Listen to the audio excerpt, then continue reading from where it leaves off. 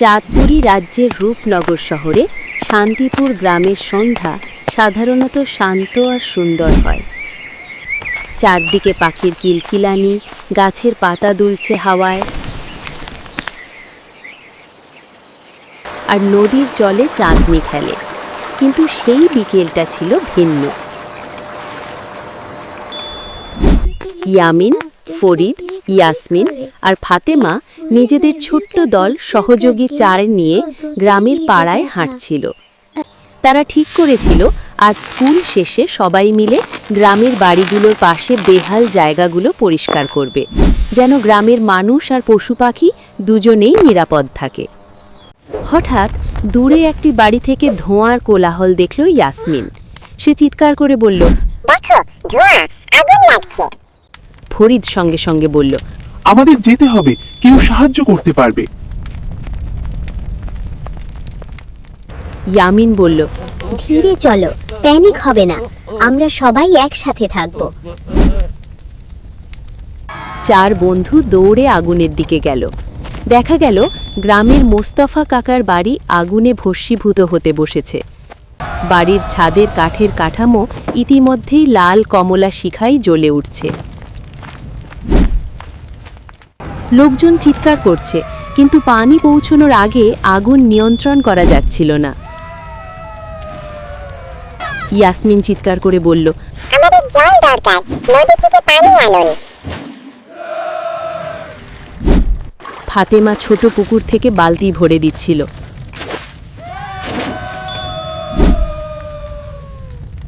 ফরিদ চারপাশে দৌড়ে দৌড়ে গাছে ঝুলানো ঝুড়ি ও ডালপালা সরাচ্ছিল, যাতে কেউ আহত না হয়। ইয়ামিন ধীরে ধীরে তার পরিকল্পনা তৈরি করল। সে বলল, ফরিদ, তুমি ঢালু পাশে গিয়ে আগুনের দিকে পানি নাও। ইয়াসমিন, তুমি বাড়ির দরজা খুলে দাও, যাতে কেউ আটকে না থাকে। ফাতেমা, তুমি পাশে ছোট ছোট প্রাণীদের দিকে নজর রাখো, আমি ছাদের দিকে চেক করি। সবার মন ভরে ভয় আর উত্তেজনায়, কিন্তু তারা একে অপরের সাহস দেখে আত্মবিশ্বাস ফিরে পেল। ফরিদ দ্রুত নদীর পাড় থেকে বালতি বালতি পানি আনে।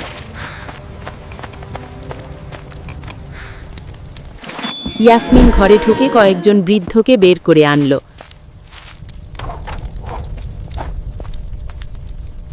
ফাতেমা ধীরে ধীরে পাখি ও ছোট প্রাণীদের বাইরে নিয়ে এলো। ইয়ামিন চাদরের ওপর দিয়ে ছাদে উঠে কাঠের ছাদের অংশে জল ঢেলে আগুন কমাতে শুরু করল। কিছুক্ষণ পর গ্রামের মানুষও সাহায্যে এলো। সবাই মিলে কাজ করে ধীরে ধীরে আগুন নিয়ন্ত্রণে এলো। বাড়ির কিছু অংশ ক্ষতিগ্রস্ত হলেও কোনো প্রাণী বা মানুষ আহত হলো না। মোস্তফা কাকা কাঁদতে কাঁদতে বললেন, তোমাদের সাহস আর উদারতার জন্য আমি কৃতজ্ঞ। এই আগুনে সবাই যদি সাহায্য না করত, আমাদের সব কিছু শেষ হয়ে যেত। ইয়াসমিন মৃদু হেসে বলল, কাকা, আমরা শুধু আমাদের দায়িত্ব পালন করেছি। সাহস আর সহানুভূতিই আমাদের কাজের মূল। সবাই যদি একসাথে সাহায্য করে, বিপদ সহজ হয়ে যায়। ফরিদ বলল, আমরা তো শুধু আগুন নিভিয়েছি, কিন্তু এখানে থাকা প্রাণীরাও বাঁচল।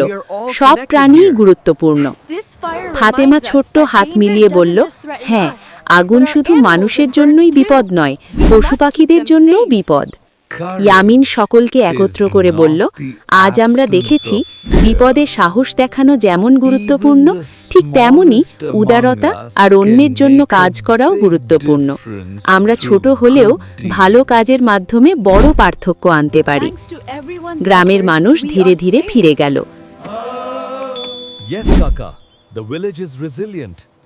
চার বন্ধু নদীর ধারে বসে তাদের ধোঁয়া ময়লা, আগুনের কোলাহল আর প্রাণীদের নিরাপদে উদ্ধারের কথা স্মরণ করছিল।